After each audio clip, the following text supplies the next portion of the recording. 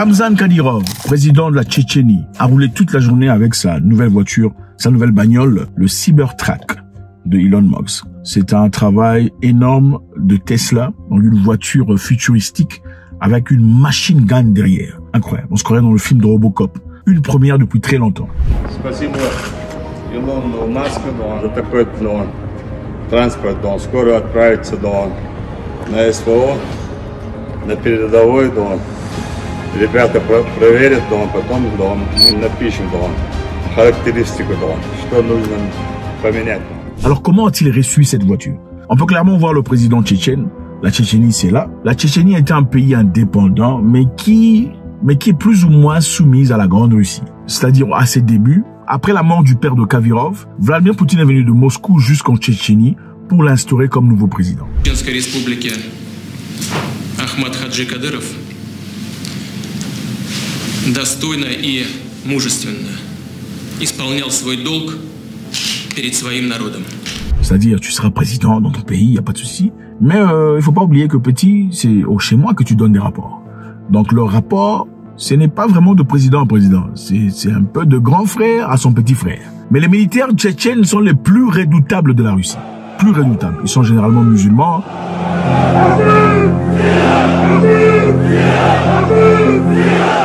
Ils ont une barbe pleine, des hommes remplis de testostérone, très forts. Ramzan Kadyrov, c'est aussi la personne qui demandait à Vladimir Poutine de faire une attaque technique, technical strike, c'est-à-dire des bombes nucléaires tactiques pas assez grandes pour faire peur à l'Ukraine, dans l'objectif de montrer combien ils sont sérieux dans leur frappe. Mais évidemment, c'est une proposition qui n'a pas été acceptée par Vladimir Poutine, sinon on aurait déjà vu l'Ukraine péter. Parce que lui, il est prêt, il ne rigole pas. Ramzan Kadyrov a remercié Elon Musk disant « Elon, merci, venez à la capitale tchétchène, je vous accepterai comme mon invité le plus cher. Et je ne pense pas que notre ministère russe d'Affaires étrangères s'opposera à un tel voyage. » Donc, Elon, viens à la maison, viens chez nous, on va t'accepter sans difficulté et le ministère d'Affaires étrangères n'en aura pas de problème.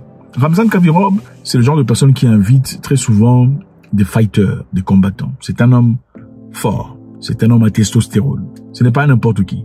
Il adore le MMA, la boxe, le kickboxing. Il a invité beaucoup de personnes. Floyd Mayweather, Badr Hari. Il a invité beaucoup d'athlètes de combat parce qu'il adore la masculinité. Maintenant, sur X, beaucoup de personnes se sont attaquées à Elon Musk disant « Comment ça se fait que tu as envoyé cette voiture à Ramzan Kadyrov, qui est l'ami de Vladimir Poutine, et qui dit vouloir envoyer le trac à la guerre ?» C'est-à-dire, en d'autres termes, que Elon, tu es contre l'Ukraine. Tu souhaites l'invasion russe en Ukraine. Après beaucoup de pression, Elon Musk a répondu disant « Êtes-vous sérieusement si attardé, donc si bête, que vous pensez que j'ai fait un don d'un Cybertruck à un général russe ?» Et il a utilisé l'emoji pour handicapé mental, disant que tu es fou dans la tête. Et il continue disant encore un autre exemple de la façon dont les médias traditionnels mentent. Alors, ici, on va examiner un tout petit peu. Toi, tu es Elon Musk. Tu es quelqu'un de grand, de fort, de respecté. Tu es Elon Musk, en fin de compte. Quelqu'un vient sur Internet t'écrit disant « Donc, toi, tu es en train de soutenir les Russes en envoyant ton track là-bas pour qu'ils envoient la guerre. » Si tu es conscient de n'avoir pas envoyé le track, est-ce que tu vas répondre? Non, écoutez, à plusieurs reprises, on voit des personnes respectées en société. Quand vous leur écrivez une chose pour laquelle ils n'ont rien à foutre, est-ce qu'ils se sentent obligés de vous répondre? Pas du tout. Mais Elon Musk a répondu disant « Êtes-vous sérieusement bête au point où vous pensez que j'ai envoyé un Cybertruck à un général russe?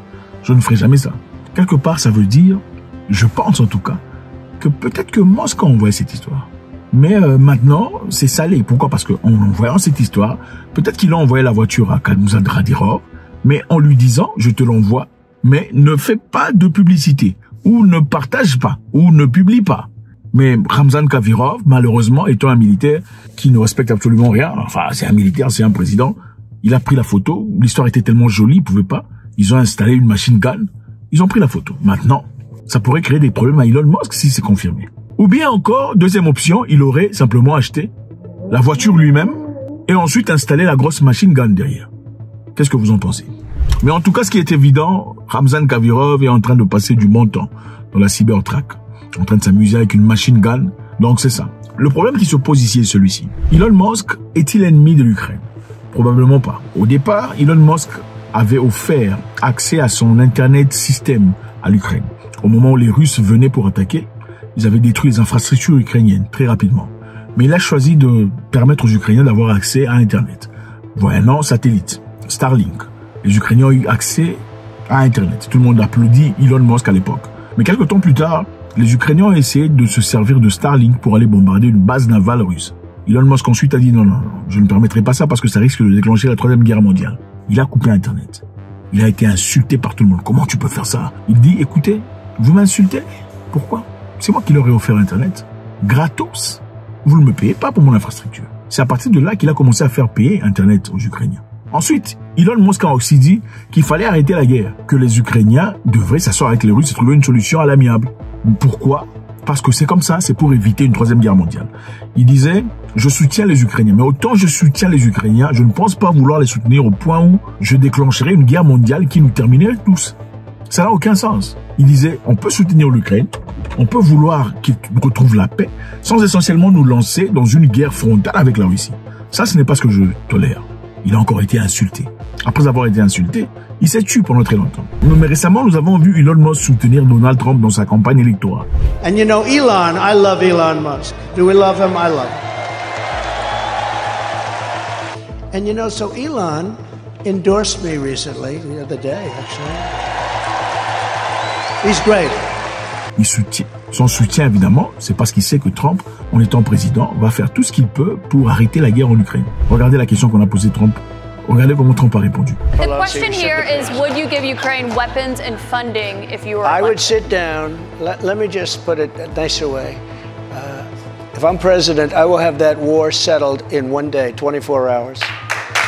Trump, clairement, n'est pas pour la guerre en Ukraine. Regardez ce que Trump pense du président Zelensky. I think Zelensky is maybe the greatest salesman of any politician that's ever lived.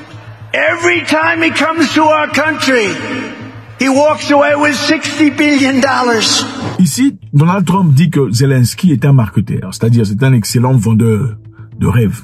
À chaque fois qu'il vient aux États-Unis, quand il quitte avec des milliards de dollars. À chaque fois qu'il s'emmène aux États-Unis, s'exprime un tout petit peu, il rentre avec des milliards de dollars. Lui n'autoriserait pas ça. On a encore posé la question à Trump, lui demandant, est-ce que tu veux voir l'Ukraine gagner ou la Russie gagner? La réponse? And you say if you want Ukraine or Russia to win this war? I want everybody to stop dying. They're dying. Russians and Ukrainians. I want them to stop dying. La réponse de Trump était claire. Il a dit ni l'Ukraine ni la Russie. Il a dit je veux que les gens arrêtent de mourir. C'est-à-dire que Trump n'est pas très intéressé dans cette histoire. Il faut vous rappeler qu'il y a des intérêts ici. On vend les armes. Donc il y a des gens qui profitent de cette guerre. Et Trump ne fera pas partie de ces personnes. Parce que c'est un multimilliardaire qui n'a vraiment pas besoin d'argent ou ne sera pas corrompu sur le terme financier. Il va vouloir finir la guerre en Ukraine. Vladimir Poutine veut que Trump passe aux élections. Elon Musk, qui ne veut plus la guerre, veut aussi que Trump passe aux élections. Maintenant, la question qui se pose, est-ce que Elon Musk, en soutenant Trump, est en train de soutenir Poutine?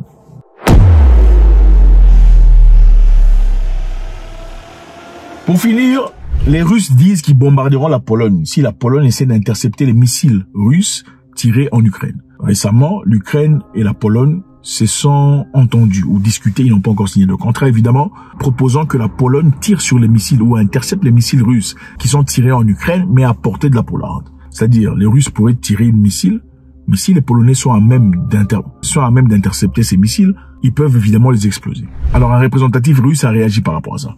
Il dit la Russie réagira si la Pologne tente d'intercepter les missiles russes au-dessus de l'Ukraine. C'est ce qu'a déclaré Oleg Tchapink, directeur du 3e département européen du ministère russe des Affaires étrangères. Si le responsable à Varsovie succombe à l'élan aventureux et ose tenter d'intercepter des armes à longue portée, la réponse sera adéquate et tout à fait spécifique, a-t-il déclaré. Bon, c'est intéressant d'entendre ça, mais encore une fois, les Russes saulâtres, on vous aime bien, mais je pense qu'il y aura un peu de sel ici. C'est vrai que la Russie est assez forte et assez puissante. Est-ce que la Russie réagira en ce moment-ci si la Pologne interceptait ses frappes?